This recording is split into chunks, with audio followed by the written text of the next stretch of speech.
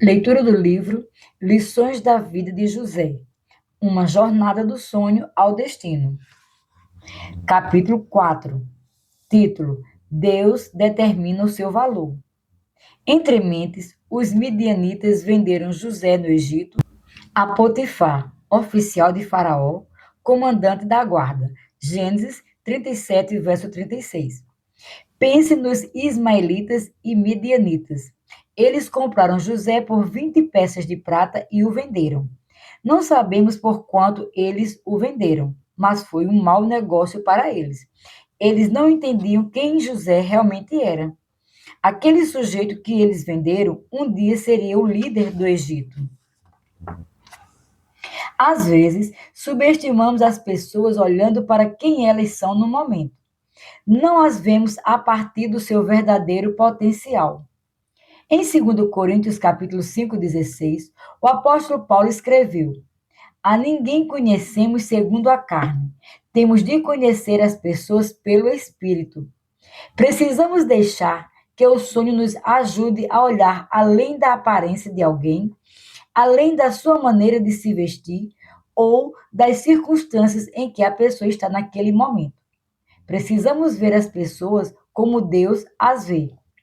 José foi levado ao Egito e Potifar, oficial de Faraó, comandante da guarda egípcio, comprou dos ismaelitas que o tinham levado para lá. O Senhor era com José, que veio a ser homem próspero e estava na casa de seu senhor egípcio. Gênesis 39, verso 1 e 2. De acordo com a Bíblia, José era um homem próspero, mas nesse momento ele estava sendo vendido como escravo.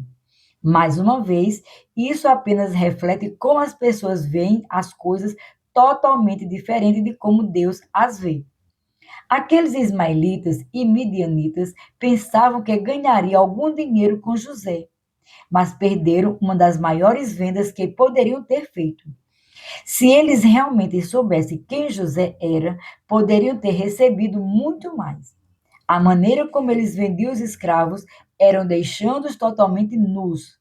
Eles ficavam de pé, sem nenhuma roupa, para que a pessoa que os estava comprando pudesse realmente ver o que receberia em troca do seu dinheiro.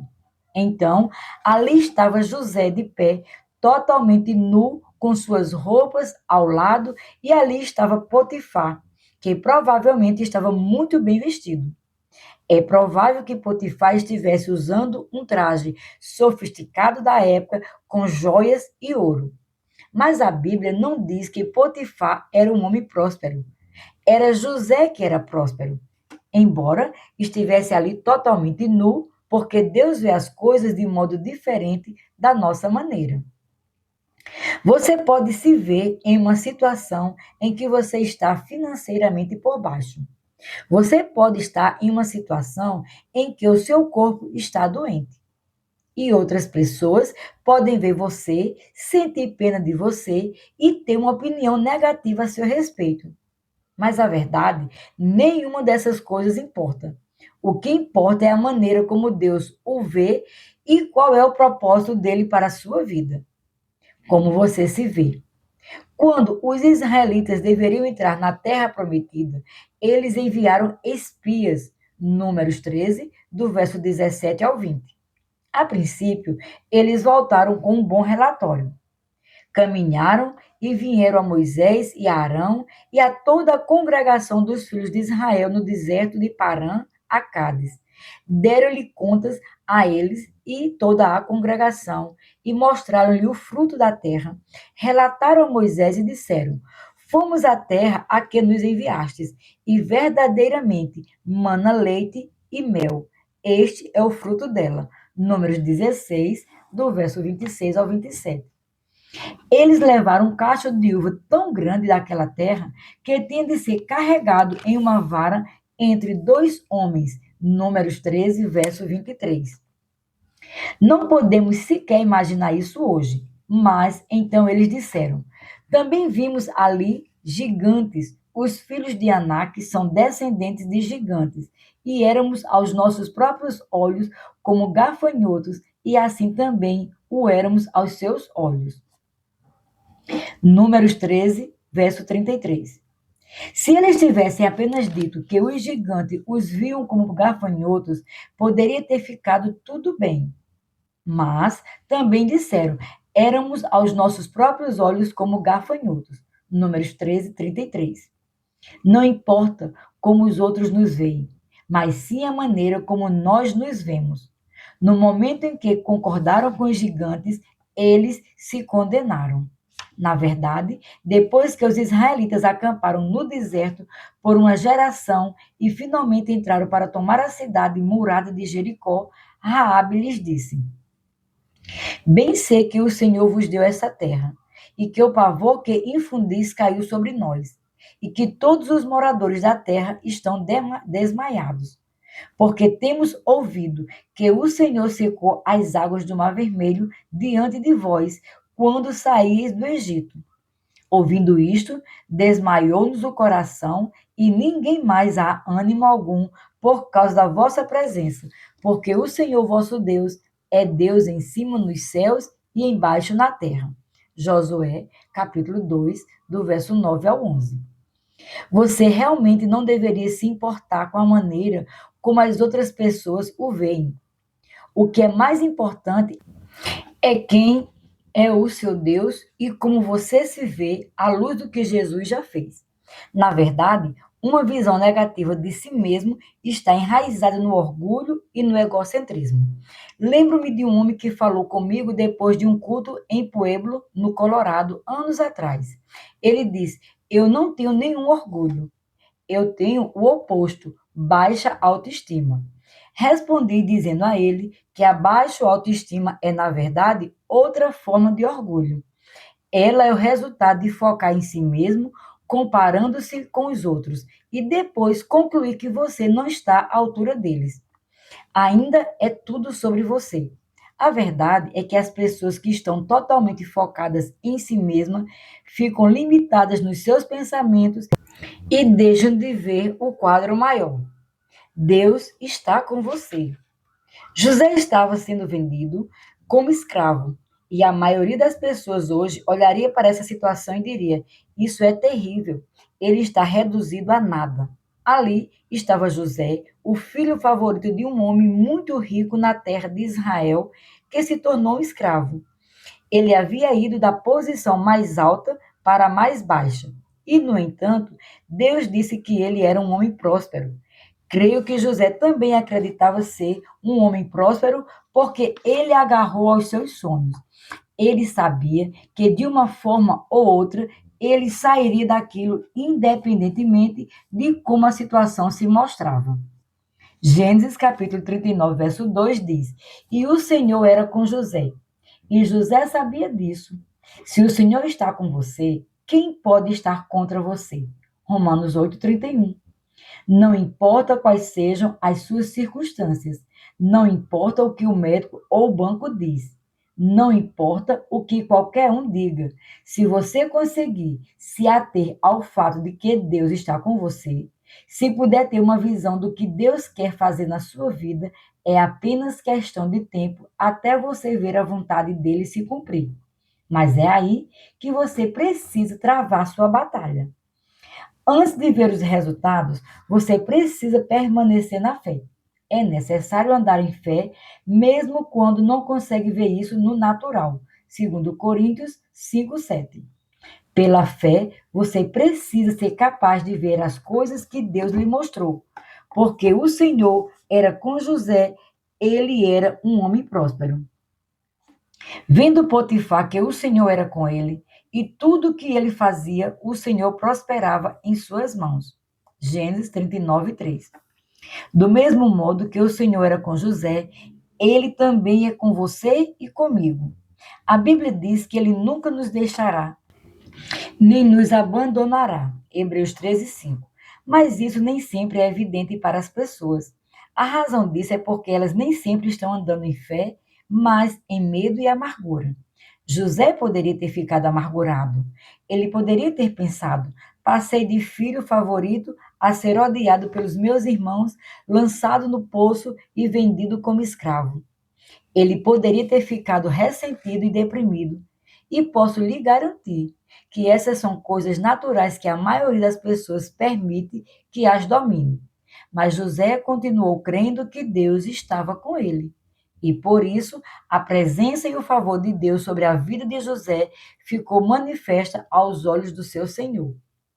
Não olhe para as circunstâncias. Você precisa andar em fé e crer que Deus está com você, mesmo quando as circunstâncias fazem parecer que isso não é verdade. Se você acreditar e não desanimar no devido tempo, você colherá. Gálatas 6:9. Mas se você desanimar ao longo do caminho, se ficar desencorajado porque as coisas não estão saindo como você esperava, você nunca verá a vontade de Deus se cumprir. Isso não significa que Deus não tinha um propósito para você, mas há um papel para você exercer. Você precisa se firmar na fé. José estava firmado na fé, e tudo que ele fazia, Deus fazia prosperar em suas mãos. Do mesmo modo, creio que, independentemente do que eu faça, tudo que eu colocar, as minhas mãos vão prosperar. Deuteronômio 28:12. Eu não acredito nisso porque sou incrível. Eu creio nisso por causa do favor de Deus sobre mim. Há muitos anos entrei em uma situação na qual eu devia uma quantia ao meu senhorio. Eu disse a ele que não tinha o dinheiro e ele disse que eu poderia trabalhar para pagar a dívida. Ele tinha um estúdio fotográfico e estava prestes a perder o negócio por estar sobrecarregado. Alguns funcionários haviam pedido demissão e ele não podia fazer todo o trabalho sozinho. Então, entrei naquele lugar e comecei a orar e a crer em Deus. Por causa disso, pude prosperar e aquele homem viu a bênção de Deus sobre a minha vida. Na verdade, ele me ofereceu 50% do negócio apenas 2 meses depois de eu começar a trabalhar. Quando saí dali e me preparava para me mudar para outra cidade no Colorado, o proprietário daquele estúdio fotográfico me perguntou se eu poderia treinar o meu substituto. Então, aquele sujeito entrou, eu disse a ele tudo o que eu sabia, então ele explodiu. Como você faz isso? Ele entrou em pânico porque não sabia como eu fazia tudo tão bem. Finalmente, tive de dizer a ele: eu oro em línguas e Deus me diz como me ajustar e o que cada fotografia necessita para ser revelada, e é assim que eu faço. E novamente, aquele homem entrou em pânico e disse: ora, eu não oro em línguas. Posso lhe dizer como orar em línguas. Posso orar com você para que você receba o batismo no Espírito Santo. Respondi. Eu não tinha uma maneira melhor de explicar, porque era através da oração e da fé na palavra de Deus que eu era bem-sucedido. Eu não tinha habilidade para revelar fotografias por mim mesmo. O favor de Deus estava sobre mim. Não estou dizendo essas coisas porque sou especial. Estou dizendo que estive em situações em que precisei realizar tarefas que eu não tinha habilidade para fazer, mas eu orei sobre isso. E porque Deus estava comigo, prosperei. Tudo em que eu colocar as minhas mãos será abençoado. Foi isso que aconteceu com José. Ele teve uma visão, por isso sabia que não seria um escravo para sempre. E por isso ele ainda estava crendo em Deus. Tenha um espírito excelente. Logrou José mercê perante a ele, a quem servia, e ele o pôs por mordomo de sua casa, e lhe passou às mãos tudo o que tinha. E desde que o fizera mordomo de sua casa, e sobre tudo o que tinha, o Senhor abençoou a casa do egípcio por amor de José. A bênção do Senhor estava sobre tudo o que tinha, tanto em casa como no campo. Potifar, tudo o que tinha, confiou às mãos de José, de maneira que, tendo por mordomo, de nada sabia, além do pão com que se alimentava. José era formoso de porte e de aparência. Gênesis 39, do verso 4 ao 6. Observe que ele servia ao homem que o comprou. Há muitas pessoas que, se fossem feitas escravas, ficariam sentadas, se lamentando e reclamando da situação. Elas ficariam deprimidas, desanimadas e desistiriam dizendo: de que adianta isso? José poderia ter reclamado. Ele poderia ter ficado desanimado. Poderia ter desistido e nunca teria visto nenhum dos seus sonhos se cumprirem. Mas, embora José fosse um escravo, ele estava decidido a ser o melhor escravo que Potifar já teve. Ali estava José, servindo ao seu senhor com tamanha excelência que Potifar fez dele, mordomo de sua casa, e lhe passou às mãos tudo o que tinha. Gênesis 39, verso 4. Mais uma vez, isso não aconteceu automaticamente. Deus não promoveu José de forma soberana na casa de Potifar. Isso aconteceu porque José ainda estava focado na visão de Deus para a sua vida. E ele estava servindo aquele homem com excelência. Ele não estava sentado, resmungando e reclamando. José estava dando tudo de si enquanto era um escravo. E por isso Deus não apenas abençoou José, como também abençoou a casa de seu senhor. Potifar nem mesmo prestava atenção às suas finanças ou aos seus negócios, porque confiava muito em José.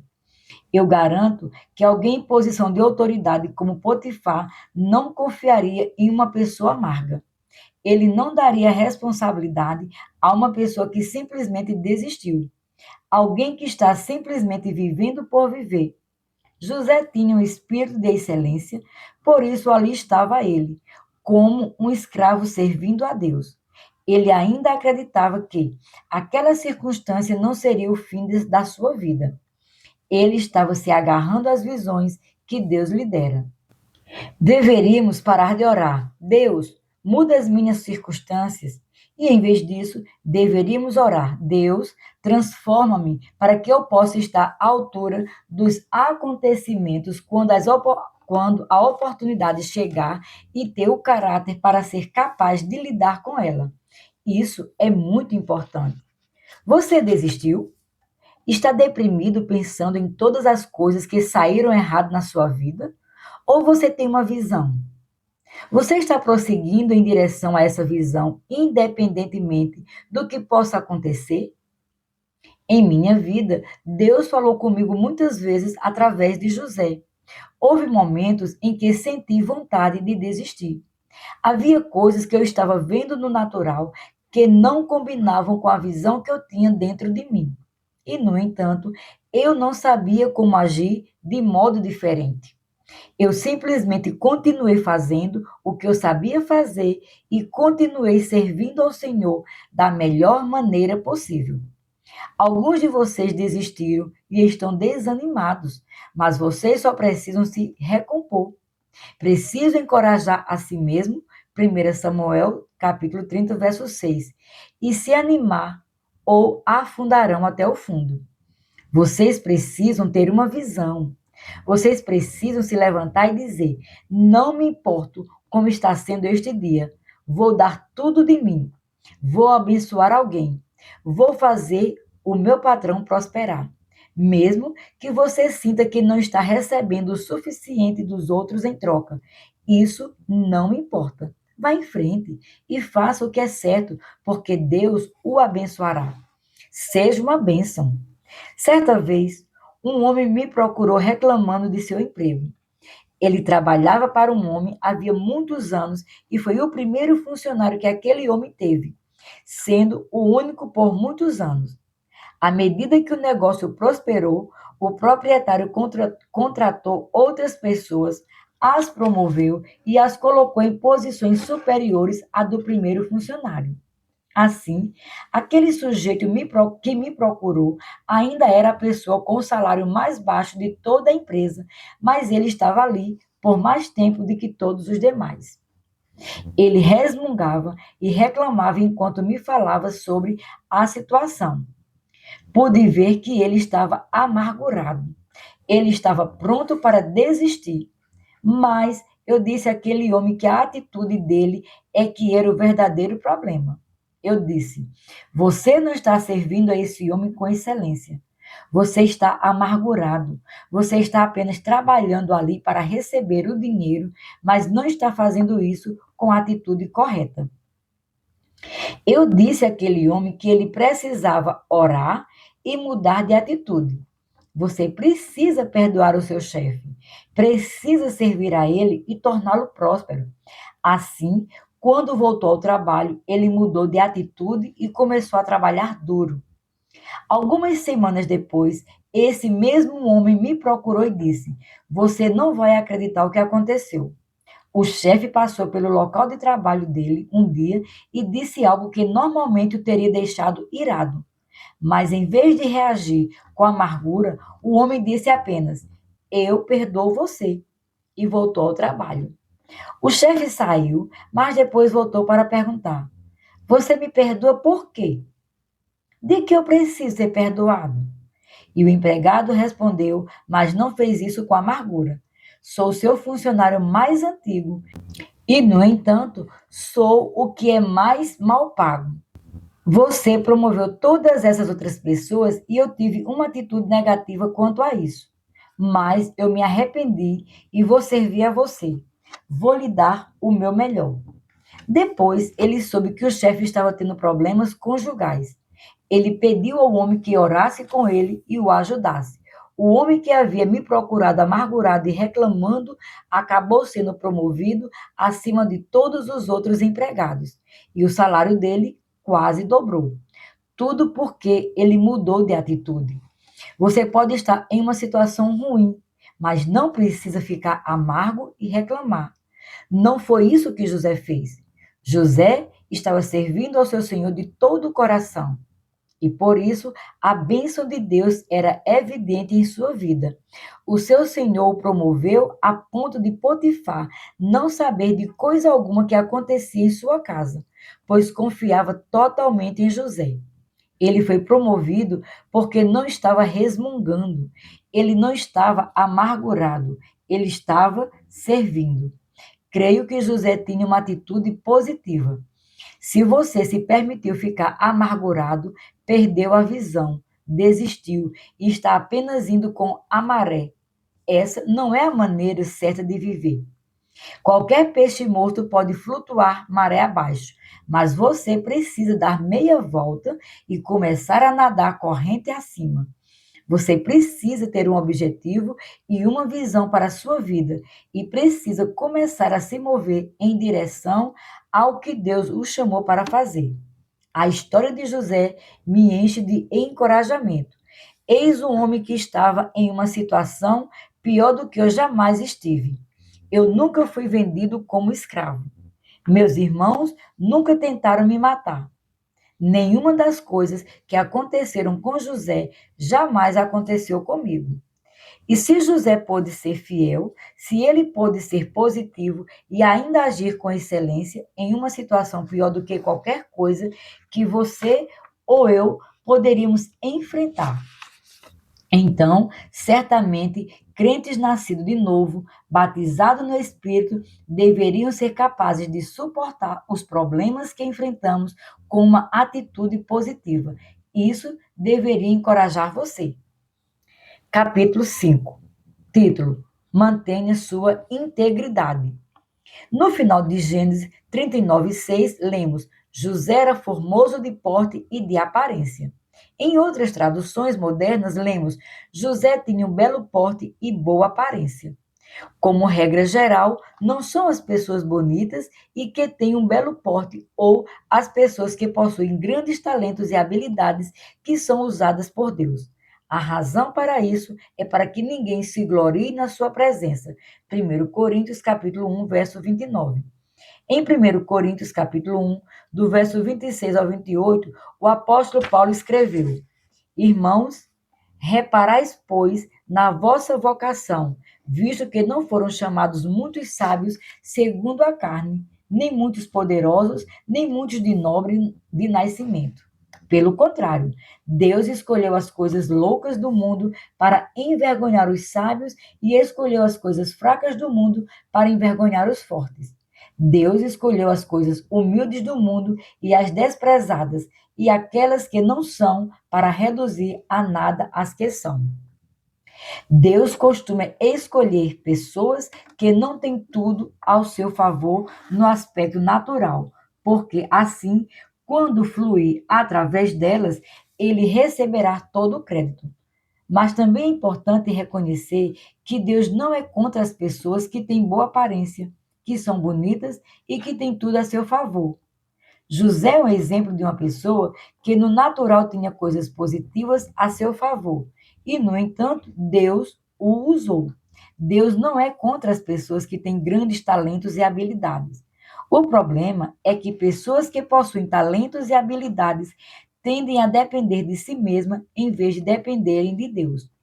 Ele geralmente precisa encontrar alguém como eu, que não possui grandes talentos ou habilidades naturais. Certa vez, um homem entrou em contato conosco.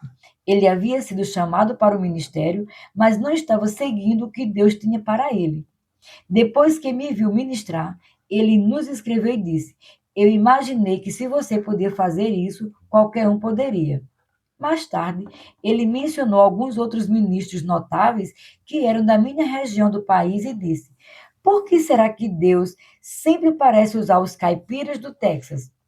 E a minha resposta foi: é porque os caipiras do Texas conhecem as suas limitações e dependem de Deus. Como você pode ver, eu não sou a pessoa mais qualificada para fazer o que faço. Alguns podem me ver apenas como um caipira do Texas e alguém que abandonou os estudos, mas o Senhor me usou para levantar um seminário, o Charis Bible College, com escolas ao redor do mundo que estão treinando ministros e equipando cristãos. No natural, isso não faz sentido, mas Deus viu o meu coração e não a minha instrução ou a falta dela. Todos nós pecamos e carecemos da glória de Deus. Romanos 3:23. Estou aqui para lhe dizer que Deus nunca teve uma pessoa qualificada trabalhando para ele. Humilhe-se e faça como José. O Senhor não está à procura de um vaso de prata, ele só quer um vaso rendido. Ética situacional. Aconteceu depois destas coisas que a mulher de seu senhor pôs os olhos em José e lhes disse: Deita-te comigo. Gênesis 39, verso 7. Deita-te comigo é uma forma antiga de dizer faça sexo comigo. Ali estava José servindo ao seu senhor com excelência, com tudo na casa, entregue a ele em confiança, e a mulher de Potifar estava tentando seduzi-lo. A maioria das pessoas ficaria amargurada se tivesse sido o filho preferido, tivesse uma túnica de muitas cores e fosse tão próximo que tivesse tudo, mas depois fosse vendido como escravo. Qualquer um ficaria irado. Agora imagine se fosse apresentado a alguém assim uma oportunidade de fazer uma concessão. Naquele momento, José era virgem. Ele nunca havia tido um relacionamento com uma mulher. E ali está ele, em uma terra estranha, basicamente esquecido por sua família. Agora, essa mulher estava se colocando disponível para ele. Para muitos homens, essa seria uma situação difícil. A única razão pela qual a maioria das pessoas tem algum padrão de moralidade é por causa das consequências potenciais. Lembro-me de ter lido que alguém deixou uma carteira na calçada com dinheiro dentro, juntamente com o nome e o número de contato. Eles fizeram isso como um teste e havia câmeras escondidas filmando o que as pessoas fariam. As pessoas paravam, pegavam a carteira e viam o dinheiro dentro dela. De todas as pessoas que pegaram a carteira, apenas um pequeno percentual tentou devolvê-la utilizando as informações encontradas no seu interior. Mas a maioria das pessoas olhava para os dois lados para ver se havia alguém olhando antes de colocar o dinheiro no bolso e ir embora. Quando essas pessoas começaram a se afastar com o dinheiro, alguém as parava, dizia a elas que isso fazia parte de um teste e perguntava: se você tinha um número de contato, por que você não tentou entrar em contato com alguém? Por que você não devolveu o dinheiro? Muitas das pessoas que pegaram o dinheiro disseram que a razão pela qual não devolveram a carteira é porque elas não achavam que alguém as veria, não havia nenhuma consequência. Em outras palavras, isso se chama de ética situacional. Quando eu estava servindo no Vietnã, havia um companheiro ali que havia crescido comigo. Não éramos próximos, mas nos conhecíamos. Frequentamos a mesma igreja e nos conhecíamos ao longo de toda a vida. E ali estávamos nós ambos no Vietnã juntos. Não estávamos no mesmo local, mas nos víamos com frequência. De vez em quando, o exército dos Estados Unidos retirava as tropas do campo para o que eles chamavam de dias de folga. Por 3 dias, eles davam a eles todo o álcool que eles pudessem beber. Eles também levavam mulheres e faziam um show de música com conotação sexual. Acontece que aquelas mulheres eram prostitutas. Então, uma pessoa podia ter toda a bebida, as drogas e o sexo que quisesse por 3 dias. E era o governo dos Estados Unidos que fazia isso pelas tropas. Aquele homem com quem cresci não era fanático por Deus, mas ele havia nascido de novo. Ele nunca teria participado de nada assim nos Estados Unidos, porque isso refletiria sobre sua família. Mas no Vietnã, ele o fez. No seu país, isso poderia afetá-lo de muitas formas. Mas do outro lado do mundo, havia o risco de ser morto a qualquer momento. Uma pessoa servindo ali não sabia se sairia viva do Vietnã. E com certeza, ninguém no seu país saberia sobre o seu comportamento imoral. Por isso, havia muitos homens ali que jamais fariam isso nos Estados Unidos. Mas no Vietnã, eles simplesmente deixaram seus instintos comandarem. Eles cederam a cada apetite que tinham.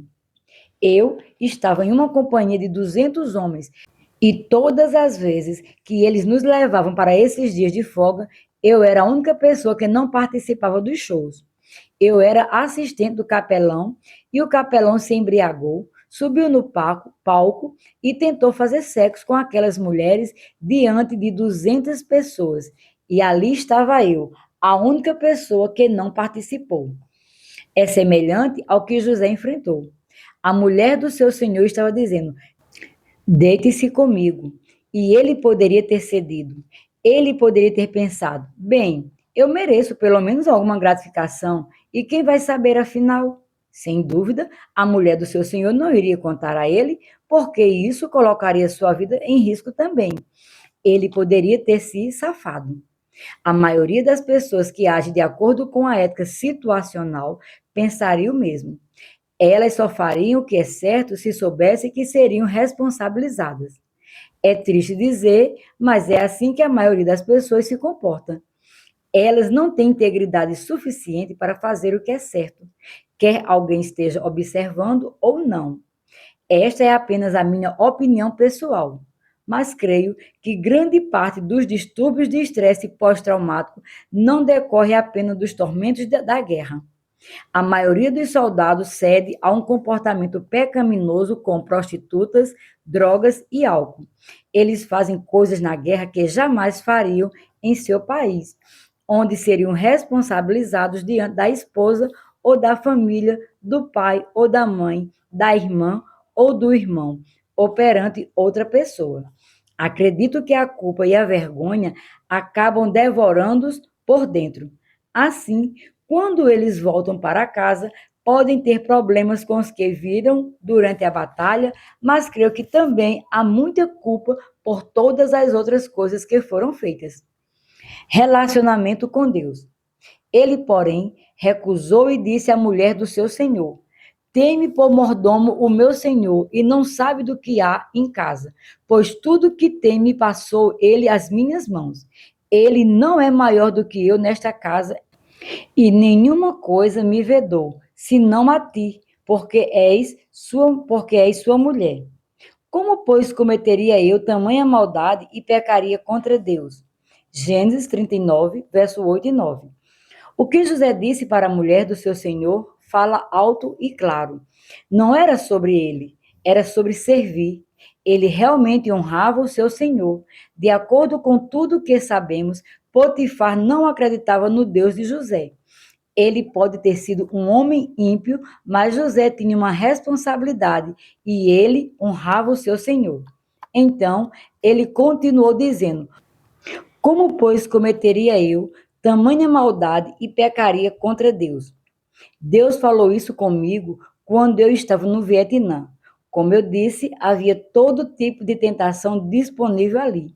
Todas as pessoas têm um desejo inerente de serem aceitas, de não serem diferentes, nem serem criticadas pelos outros. Havia pessoas no Vietnã que sempre me chamavam de pregador e zombavam de mim. Havia pessoas que me tratavam como uma praga. Elas me viam chegando e davam meia volta e seguia em outra direção. Se você gosta de ser rejeitado, há algo errado com você. Eu não gostava de nada disso. Eu também tinha o desejo de ser aceito por esse grupo, por essas pessoas, de fazer parte de alguma coisa. Lembro-me de estar de folga em Shuilai, no Mar do Sul da China, que era a base da minha divisão. Eu podia ouvir toda a música e a gritaria que acontecia naquele pavilhão, mas ficava sentado na praia enquanto toda aquela devassidão acontecia ao meu redor. Todo aquele barulho era como um imã me atraindo, porque eu queria ser aceito. E, no entanto, Deus falou comigo através das palavras de José. Como, pois, cometeria eu tamanha maldade e pecaria contra Deus?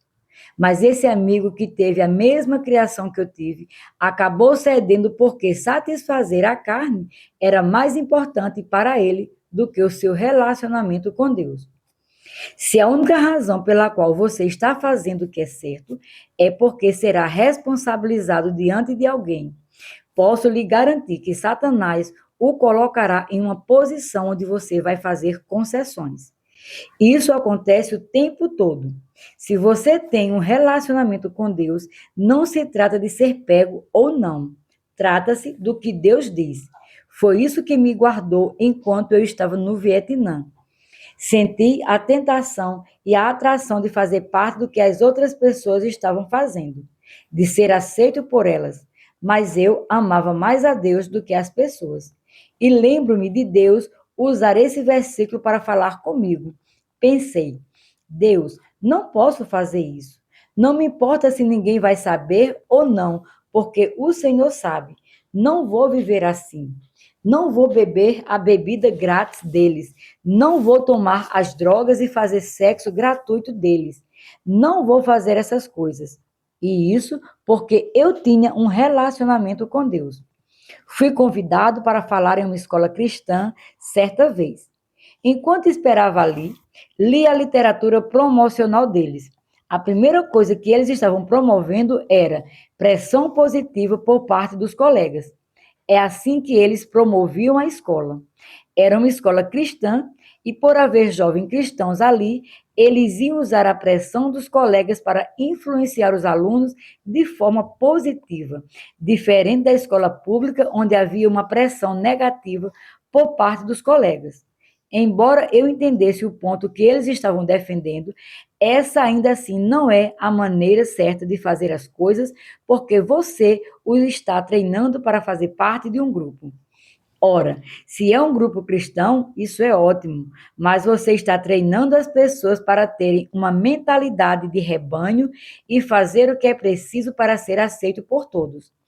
O que acontece quando você as tira desse ambiente cristão e as coloca em uma situação com que eu enfrentei no Vietnã? E se eles estivessem envolvidos em algo onde não há restrições e pudessem participar de toda a impiedade que quisessem? Bem, a mesma pressão dos colegas usada naquela escola cristã faria com que as pessoas acompanhassem os outros apenas para serem aceitas. Isso é errado.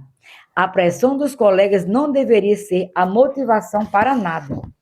Tudo se resume a ter um relacionamento pessoal com Deus. Faça o que é certo. Esta é uma das coisas sobre José que ministrou muito ao meu coração. José honrou o Senhor que deu 2 sonhos sobre o que ele faria em sua vida. Isso é integridade. Provérbios 11, verso 3 diz: a integridade dos retos os guia. O que isso significa é que se você assumir um compromisso com Deus, você vai servir e fazer o que é certo, quer isso seja popular ou não. Isso estabelece limites e faz com que você viva dentro deles. Não importa se as outras pessoas mudarem os padrões, você vai fazer o que é certo. José tinha integridade e isso limitaria o que ele podia fazer. Ele estava honrando o seu Senhor, mas o mais importante de tudo era: como, pois, cometeria eu tamanha maldade e pecaria contra Deus? Essa mensagem deveria penetrar no seu interior enquanto você lê. Quando você tem de tomar uma decisão, seu primeiro pensamento deveria ser: Deus, não importa o que os outros digam, eu farei o que é certo e não vou pecar contra ti. As pessoas podem dizer: não se envolva em imoralidade sexual, porque há doenças sexualmente transmissíveis. É como jogar roleta russa. É apenas uma questão de tempo até você pegar algum tipo de doença. Isso pode ser verdade, mas não deve ser o que detém você. É verdade que há consequências físicas para o pecado, mas a verdadeira motivação para ser obediente deve ser o seu relacionamento com Deus. Ainda que houvesse cura para a AIDS, seria errado envolver-se com a homossexualidade, porque isso não honra a Deus. Jesus disse: porém, desde o princípio da criação, Deus os fez homem e mulher. Marcos 17, 10, 6. O casamento é entre um homem e uma mulher, não importa a que cultura diga. Há muitos cristãos que estão cedendo no que diz respeito a esse assunto porque a sociedade abraçou a homossexualidade. Eles basicamente colocam uma etiqueta de aprovação nisso. E mesmo aqueles que não concordam com esse estilo de vida acreditam que os cristãos estão errados em dizer que a homossexualidade é errada. Não é popular se basear no que a palavra de Deus diz. E muitos cristãos estão cedendo por causa dessa mentalidade de rebanho e do desejo de serem aceitos. Isso é errado. Você precisa reconhecer que a sua responsabilidade pessoal diante de Deus lhe dá caráter, integridade e limites para a sua vida. José tinha um relacionamento com Deus. O Senhor havia mostrado a José que ele seria promovido e que seus irmãos viriam a se inclinar e se inclinariam diante dele. José tinha uma visão que o continha e o mantinha no caminho certo. Ele se recusava a desviar-se dele. Fuja da tentação. Falando ela a José todos os dias e não lhe dando ele ouvidos para se deitar com ela e estar com ela, sucedeu que certo dia veio ele à casa para atender aos negócios e ninguém dos de casa se achava presente. Então ela o pegou pelas vestes e lhe disse: deita-te comigo. Ele, porém, deixando as vestes nas mãos dela, saiu, fugindo para fora. Gênesis 39, do verso 10 ao 12. A Bíblia diz: resisti ao diabo e ele fugirá de vós. Tiago 4, 7. Mas ela também diz: fugir da impureza. 1 Coríntios 6, 18. Você não pode simplesmente fugir do diabo. Você precisa resistir a ele primeiro. Mas você pode fugir da tentação. A maioria das pessoas está resistindo à tentação, mas fugindo do diabo, que é o extremo oposto do que Deus diz. Você deve fugir das situações que o levantam à tentação. Você deve fugir dos filmes e de outras coisas que plantam desejos pecaminosos no seu coração. Não deve se expor a coisas que promovem o adultério, a fornicação e outras coisas ímpias como entretenimento. Precisa estar focado em Deus. Você precisa fugir do pecado sexual e depois resistir ao diabo. José fugiu da mulher do seu senhor. Ele se recusou até mesmo a ficar perto dela. Mas, embora não estivesse lhe dando ele ouvidos para se deitar com ela e estar com ela, algo exigia que ele entrasse na casa e atendesse aos negócios que o seu senhor havia confiado a José. E enquanto ele estava ali, lemos que veio ele à casa para atender aos negócios, e ninguém dos de casa se achava presente. Aparentemente, nas outras vezes havia outras pessoas na casa que impediam que ele ficasse a sós com a mulher de Potifar. Mas dessa vez não havia ninguém por perto. Assim, ela o pegou pelas vestes e lhe disse: deita-te comigo. Ele, porém, deixando as vestes na mão dela, saiu fugindo para fora. José fugiu da fornicação. Isso mostra uma atitude correta no coração de José. Ele não tratou o assunto de forma passiva, tentando não ofender a mulher de Potifar. José não se importou em ofendê-la. Ele não ia permitir que ela o comprometesse, então ele fugiu e deixou suas vestes em suas mãos. Discina amor de luxúria. Vendo ela que ele fugira para fora, mas havia deixado as vestes nas mãos dela, chamou pelos homens de sua casa e lhes disse: Vede, trouxe-nos meu marido, este hebreu, para insultar-nos. Veio até mim para deitar comigo. Mas eu gritei em alta voz.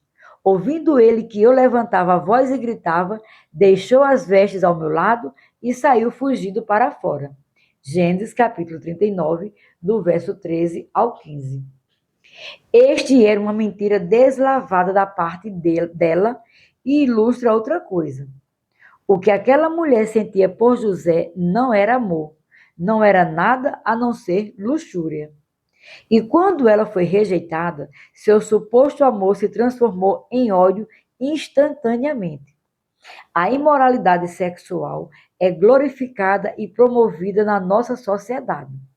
Estamos sendo extremamente sexualizados hoje. Isso está por toda parte. E as pessoas podem dizer que amam alguém, mas esse não é o tipo de amor de Deus. Ele é apenas terreno, sexual e demoníaco. Tiago 3, verso 15. Você pode ver que o amor que a mulher de Potifar tinha por José não era o tipo de amor de Deus. Ele era egoísta. Quando ela foi rejeitada e ele se negou a ter relações sexuais com ela, a mulher mentiu sobre ele e fez com que José fosse mandado para a prisão.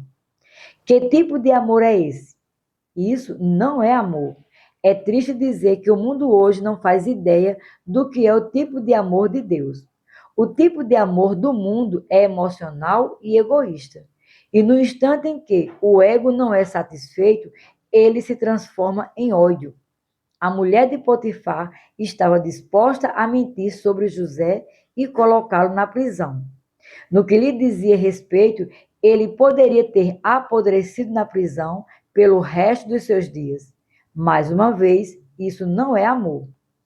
O tipo de amor de Deus é descrito em 1 Coríntios, capítulo 13, do verso 4 ao 8. E é totalmente diferente disso que o mundo de hoje chama de amor. O que o mundo chama de amor, na verdade, é luxúria. Uma das maneiras de diferenciar o tipo de amor de Deus da luxúria e o egoísmo. O de amor de Deus é altruísta. Ele pensa mais na outra pessoa do que em si mesmo. A luxúria tem a ver somente com você. Ela tem a ver com a autogratificação. Entregue-se ao Senhor. Conservou ela junto de si as vestes dele, até que seu senhor tornou a casa. Então lhe falou segundo as mesmas palavras e disse: O servo hebreu que nos trouxestes veio a ter comigo para insultar-me, quando, porém, levantei a voz e gritei. Ele, deixando as vestes ao meu lado, fugiu para fora. Tendo o Senhor ouvido as palavras de sua mulher, como lhe tinhas dito, desta maneira me fez o teu servo. Então se lhe acendeu a ira, e o Senhor de José o tomou e o lançou no cárcere, no lugar onde os presos do rei estavam encarcerados. Ali ficou ele na prisão. Gênesis 39, do verso 16 ao 20. Uma das coisas a serem aprendidas aqui é o que não aconteceu. José nunca tentou se justificar. A integridade de José não permitiu que ele se deitasse com a mulher de seu senhor. E ele poderia ter encontrado outros servos que testemunhassem sobre sua integridade. Mas ele não fez isso. Ele não tentou se justificar. É possível que, como servo, José não tivesse o direito de se defender. Seu senhor pode não ter sequer lhe perguntado qual era a sua versão da história. Mas a maioria das pessoas em uma situação semelhante estaria gritando sobre sua própria inocência. Ela estaria se promovendo, mas José apenas entregou-se nas mãos do Senhor. Em João 5,44, Jesus disse: Como podeis crer, vós, os que aceitais glórias uns dos outros, e contudo não procurais a glória que vem do Deus único? A maioria de nós é tão dependente da aprovação das pessoas que venderíamos a alma ao diabo se isso fizesse com que fôssemos aceitos pelos outros. As pessoas que têm realmente um relacionamento com Deus comparecerão diante dele e não precisarão se justificar. É Deus quem as justifica. Anos atrás, fui expulso da minha cidade porque fui falsamente acusado de fazer algumas coisas das quais não tive qualquer culpa. Eu faltei a um funeral ao qual todos esperavam que eu fosse. Eu deveria estar lá, mas na verdade fui sequestrado. Essa foi a razão pela qual eu não compareci.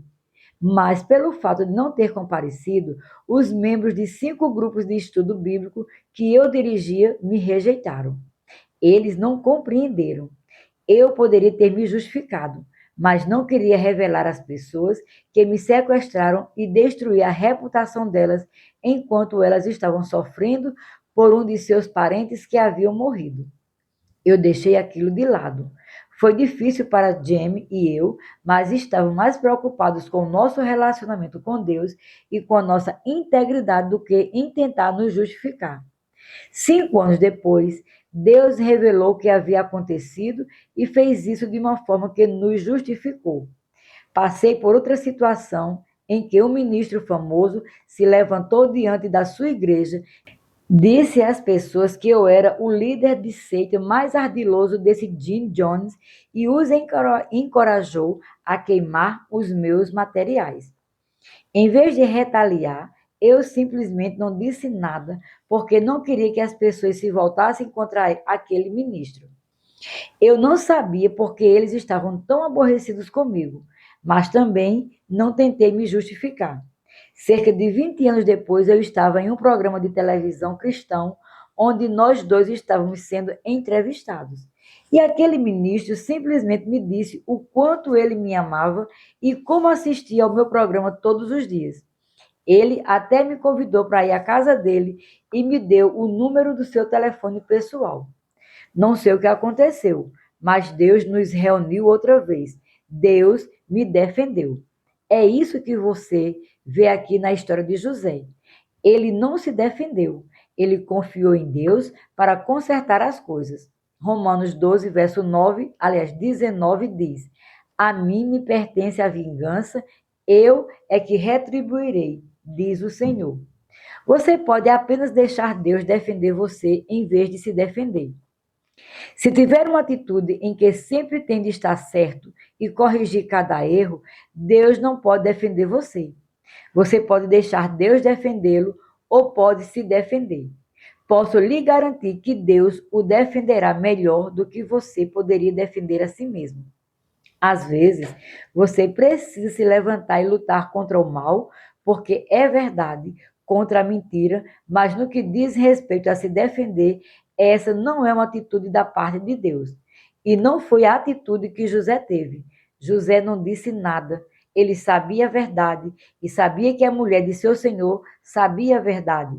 Mas, embora estivesse sendo acusado injustamente, ele sofreu as consequências. Apesar dessa injustiça, José não perdeu sua fé nas 2 visões que Deus lhe dera sobre ele ser exaltado e seus irmãos se inclinarem diante dele. Capítulo 6. Não olhe para as circunstâncias. O Senhor, porém, era com José e lhe foi benigno, e lhe deu mercê perante o carcereiro, o qual confiou às mãos de José todos os presos que estavam no cárcere, e ele fazia tudo quanto se devia fazer ali. E nenhum cuidado tinha o carcereiro de todas as coisas que estavam nas mãos de José, porquanto o Senhor era com ele, e tudo que ele fazia, o Senhor prosperava. Gênesis 39, do verso 21 ao 23. Quando não parecia que José era próspero ou que Deus estava com ele, a Bíblia diz: o Senhor era com ele. Gênesis 39, verso 3. E por essa razão ele foi promovido e se tornou chefe na casa de seu senhor. Então, a mulher de Potifar mentiu sobre José e ele foi lançado na prisão. A maioria das pessoas entende que isso era ainda pior que ser um escravo. Posso lhe garantir que a prisão de José não era como as nossas prisões de hoje, em que há TVs de tela plana e todo tipo de regalia. Aquela era uma situação terrível. Mas a Bíblia diz: o Senhor era com ele e logrou José mercê perante ele. Mais uma vez, ele é um homem próspero até na prisão. Isso é incrível. Não importa como as coisas se parecem exteriormente, você precisa confiar no que Deus revelou ao seu coração. Tudo que está no natural está sujeito à mudança. Em 2 Coríntios capítulo 4, do verso 17 ao 18, o apóstolo Paulo disse: porque a nossa leve e momentânea tribulação produz para nós peso de glória, acima de toda comparação, não atentando nós nas coisas que se veem, mas nas que se não veem, porque as que se veem são temporais e as que não se veem são eternas. Observe que Paulo diz: as que se veem são temporais. Isso significa que elas são temporais ou sujeitas à mudança. Mas as coisas que não se veem são eternas. A maioria das pessoas olha para a sua vida e avalia as circunstâncias com base no que elas parecem no natural, no que seu médico ou sua conta bancária diz. Mas você deve viver sua vida crendo no que Deus diz. Minha esposa e eu enfrentamos a pobreza durante 10 anos por causa da minha própria estupidez. Houve momentos em que Jamie estava com 8 meses de gravidez e passávamos 2 semanas sem nada, a não ser água para beber. Foi um período terrível. Era minha culpa porque eu achava que, se era chamado para o ministério, estaria pecando contra Deus se fosse procurar um emprego. Esse pensamento era errado, mas era como eu pensava. Meu coração estava certo e minha mente estava errada, mas nunca fomos pobres em nosso coração. Embora tenhamos passado por essa pobreza, nunca falamos nem pensamos como pobres. Nunca vimos aquilo como a maneira como nossa vida seria. Nunca pretendi permanecer naquela situação. Ainda acreditava que Deus era por mim e que eu iria prosperar. Não importa quais são as suas circunstâncias. O que importa é o que você vê em seu coração. E eu me via prosperando. Eu não estava prosperando exteriormente, mas estava prosperando interiormente. Houve vezes em que eu me via bem quando meu corpo parecia doente. Eu tinha uma visão na qual me via sendo curado. Provérbios 23, 7 diz que assim como o homem pensa em seu coração, assim ele é. Se você puder se ver próspero, independentemente do que as circunstâncias dizem, você eventualmente será próspero. Se você puder se ver curado, eventualmente será curado. Se você puder ver isso no seu interior, assim como você pensa no seu coração, é assim que sua vida será. Essas são as afirmações fortes, mas aprendi a acreditar nisso estudando a vida de José na Bíblia. O Senhor era com José e lhe demonstrou misericórdia, embora no natural ninguém acreditasse nisso.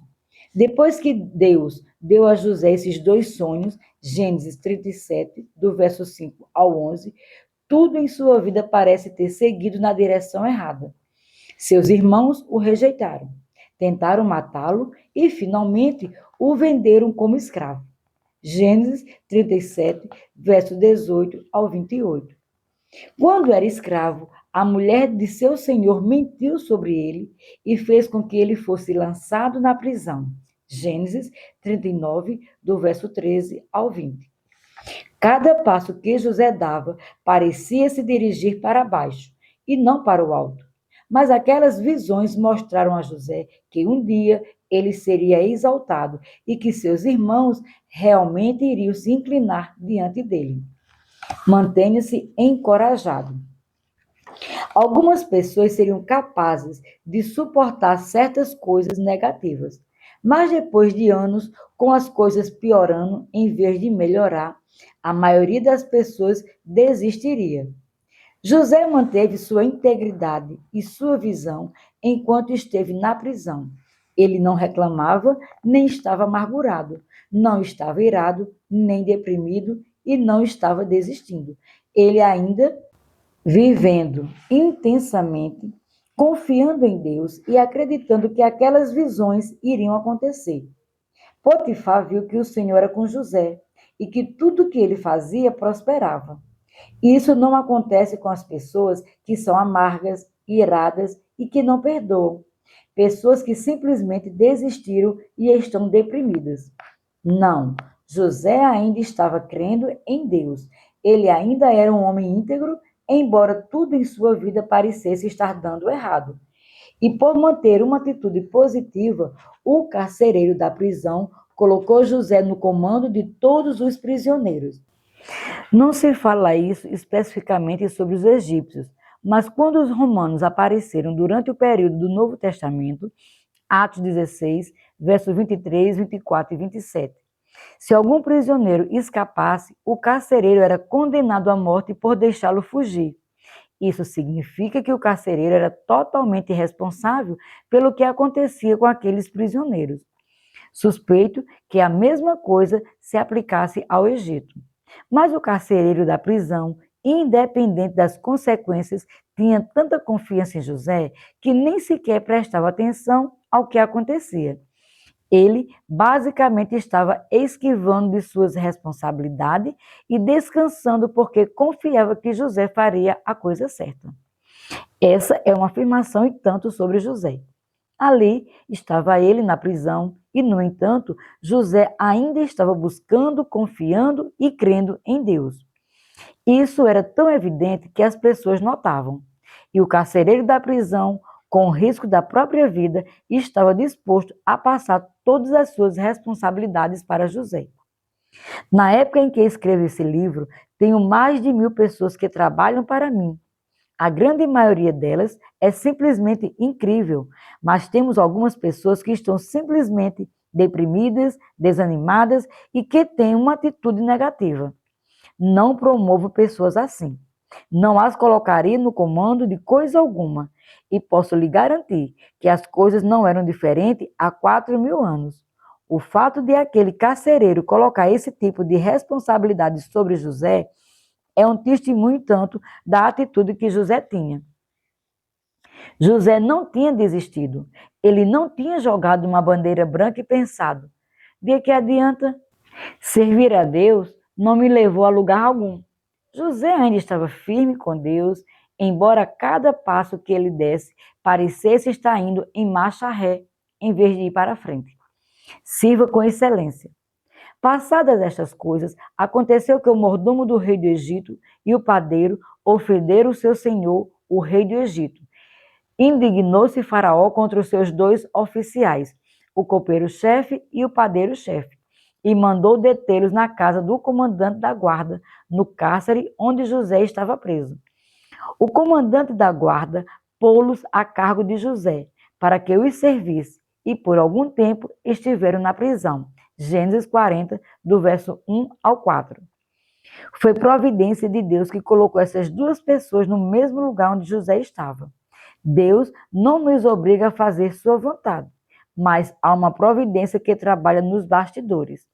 Se José não tivesse sido vendido como escravo e não tivesse sido lançado na prisão, e se aquele padeiro e aquele copeiro não tivessem sido lançados na prisão, a conexão entre eles jamais teria sido feita. José jamais teria se tornado governante sobre o Egito.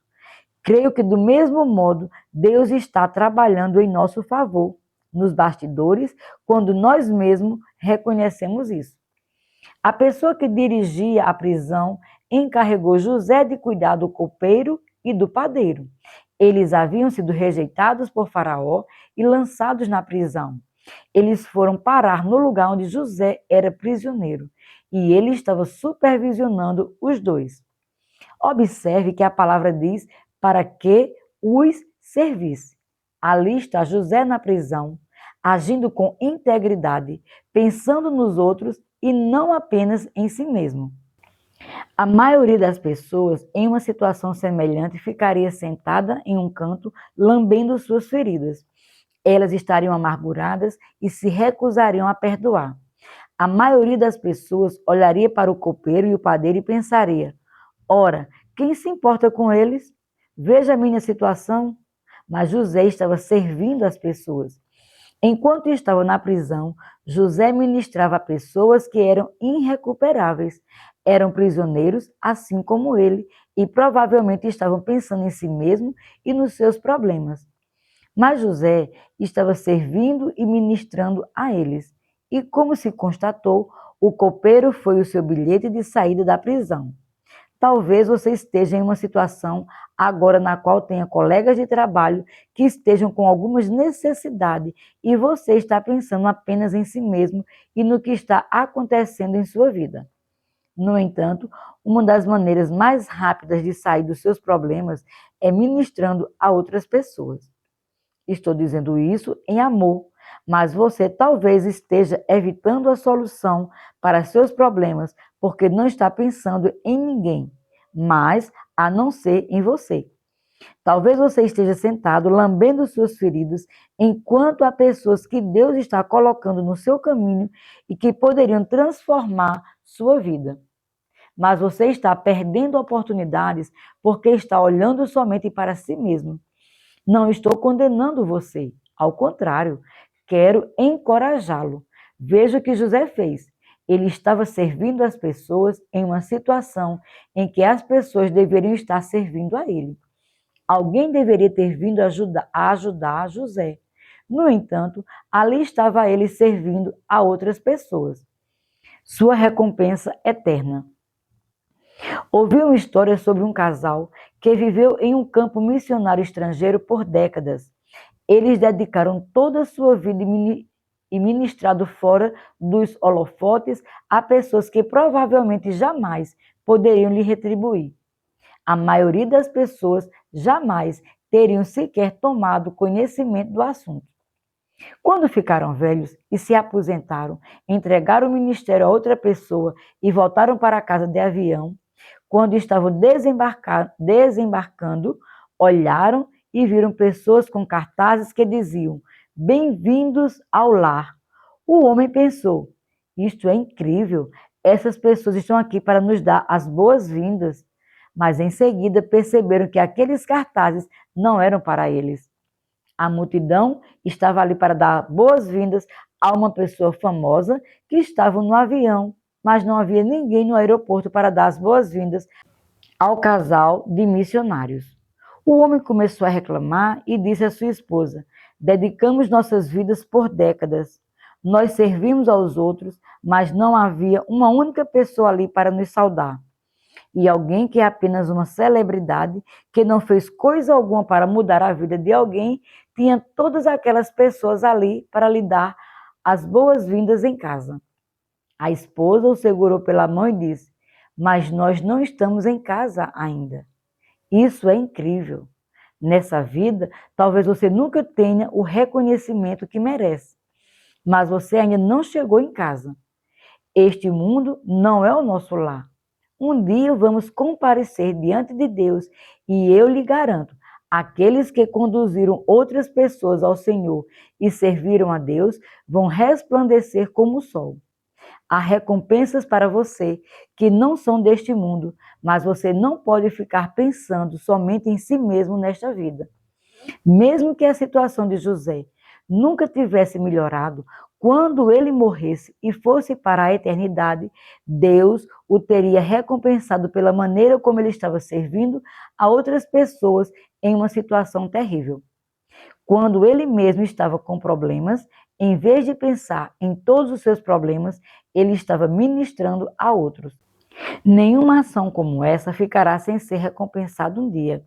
Em Mateus, capítulo 10, do 41 ao 42, Jesus diz: "Quem recebe um profeta no caráter de profeta, receberá o galardão de profeta. Quem recebe um justo no caráter de justo, receberá o galardão de justo. E quem der a beber, ainda que seja um copo de água fria, a um destes pequeninos, por ser este meu discípulo, em verdade vos digo, que de modo algum perderá o seu galardão. Deus, Deus presta atenção a cada pequena coisa. Assim quer parecer que um dia você vai sair da sua situação ou não, você precisa começar a pensar em outra pessoa. Você precisa começar a servir a outras pessoas. Demonstre sua preocupação pelos outros. E ambos sonharam, cada um o seu sonho, na mesma noite, cada sonho com a sua própria significação. O copeiro e o padeiro do rei do Egito, que se achavam encarcerados. Vindo José pela manhã, viu-os e eis que estavam turbados. Então perguntou aos oficiais de Faraó, que com ele estavam no cárcere da casa do seu senhor: por que tendes hoje tristes o semblante? Gênesis 40, versos 5 ao 7. Isso é incrível. Aqueles homens estavam na prisão, mas naquele tempo não era como é hoje, em que se tem ar-condicionado, aquecimento, os prisioneiros são alimentados com 3 refeições ao dia e vivem com boas condições de higiene. As prisões naqueles tempos antigos eram terríveis, mas José considerou estranho o copeiro e o padeiro estarem tristes. A maioria das pessoas pensaria: ora, todo mundo na prisão está triste. Mas isso não acontecia com as pessoas que estavam na prisão administrada por José, porque ele ministrava aquelas pessoas. José tratava aquelas pessoas com gentileza. Elas provavelmente estavam sendo mais bem tratadas na prisão do que haviam sido tratadas em suas vidas antes disso tanto tempo, que quando ele entrou e encontrou os prisioneiros tristes, considerou isso como algo inusitado. Essa informação nos diz muito sobre José e que tipo de pessoa ele era. Ele estava tornando a vida de todos os que cercavam melhor, porque não ficava sentado reclamando e se lamentando da sua situação. Vivemos em um mundo caído, onde coisas ruins acontecem. Portanto, você pode estar sofrendo, mas não precisa deixar que isso determine sua reação. Você pode decidir se alegrar no Senhor, independentemente do que está acontecendo. Filipenses 4,4 diz: alegrai-vos sempre no Senhor. Outra vez vos digo, alegrai-vos. Era Paulo quem estava dando essa ordem, e ele estava na prisão. Em Atos 16, do verso 23 ao 28, Paulo e Silas estavam na masmorra mais baixa da prisão. As costas deles haviam sido chicoteadas e seus pés e mãos estavam em troncos. Embora não houvesse luz naquela masmorra, enquanto todo tipo de coisa acontecia ao redor, eles estavam louvando a Deus à meia-noite. E não estavam louvando a Deus para conseguir alguma coisa, porque quando o terremoto aconteceu, as cadeias deles caíram e as portas da prisão se abriram. Eles não saíram, eles ficaram. Eles estavam louvando a Deus porque realmente o amavam. E os prisioneiros que os ouviam também não saíram. Paulo e Silas demonstraram tanta alegria e adoração a Deus que os outros prisioneiros estavam sentindo mais liberdade na prisão do que jamais sentiram fora dela. Tanto que, quando as suas cadeias caíram e as portas se abriram, eles não fugiram.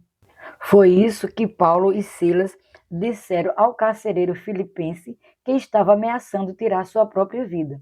Não te faças nenhum mal, que todos aqui estamos. Atos 16, 28. De forma semelhante, José estava na prisão, pensando nos outros e ministrando a eles. Talvez sua situação não seja nem de longe tão ruim quanto a de José. No entanto, você só está pensando em si mesmo.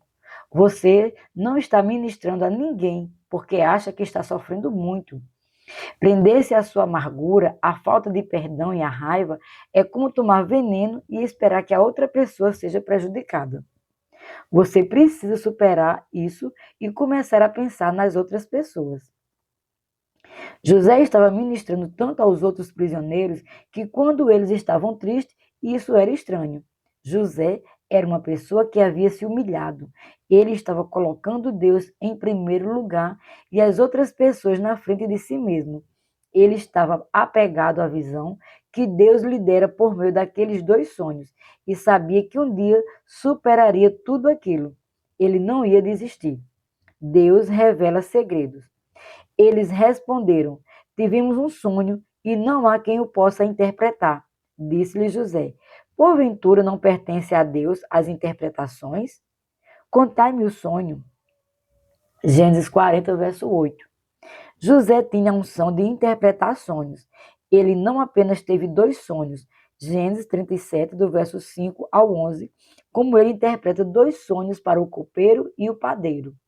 Ele basicamente diz: Deus é aquele que revela os segredos, portanto, conte-me os seus sonhos. Então, o copeiro-chefe contou seu sonho a José e lhes disse: em meu sonho havia uma videira perante mim, e na videira 3 ramos. Ao brotar a vide, havia flores, e seus cachos produziam uvas maduras. O copo de Faraó estava na minha mão. Tomei as uvas e as exprimi no copo de Faraó, e o dei na própria mão de Faraó. Então lhes disse José: esta é a sua interpretação. Os 3 ramos são 3 dias. Dentro ainda desses 3 dias, Faraó te reabilitará e te reintegrará no teu cargo, e tu lhe darás o copo na própria mão dele, segundo o costume antigo, quando lhe era copeiro. Gênesis 40, do verso 9 ao 13. Acho isso incrível. Não sei bem se eu conseguiria extrair desse sonho o que José conseguiu, mas essa era a unção de Deus que estava sobre ele. José imediatamente interpretou o sonho e depois perguntou: porém, lembra-te de mim quando tudo te correr bem, e rogo-te que sejas bondoso para comigo e faças menção de mim a Faraó e me faças sair desta casa, porque de fato fui roubado da terra dos hebreus e aqui nada fiz para que me pusessem nesta masmorra. Gênesis 40, do verso 14 ao 15. Esse é o único momento que poderia ser interpretado como se José estivesse lamentando sua situação. Quando o copeiro foi restaurado à sua posição, José apenas pediu que fosse lembrado e que falasse bem a Faraó a respeito dele. Não creio que isso seja necessariamente uma indicação de que José estivesse amargurado ou magoado, porque isso seria contrário ao comportamento de toda a sua vida. Mas isso mostra que ele estava pretendendo sair dali. José não estava resignado em simplesmente ficar na prisão pelo resto da sua vida. Ele estava vendo além dessas coisas, por isso pediu ao copeiro que se lembrasse dele quando fosse restaurado à sua posição, sem negar a verdade. Vendo o padeiro-chefe que a interpretação era boa, disse a José: eu também sonhei, e eis que 3 cestos de pão alvo me davam sobre a cabeça, e no cesto mais alto havia de todos os manjares de Faraó, arte de padeiro, e as aves os comiam do cesto na minha cabeça. Então lhe disse José: a interpretação é esta: os 3 cestos são 3 dias, dentro ainda de 3 dias, Faraó te tirará fora a cabeça e te pendurará no madeiro, e as aves te comerão as carnes. Gênesis 40, verso 16 ao 19. Ao ver que a interpretação do sonho do copeiro teve um bom resultado, o padeiro pensou em também compartilhar seu sonho. Mas, em vez disso, a interpretação foi terrível. Dentro de 3 dias, o padeiro teria a cabeça cortada e seu corpo pendurado em uma árvore para que os pássaros pudessem comer sua carne. Mais uma vez, isso diz muito sobre José e sua integridade.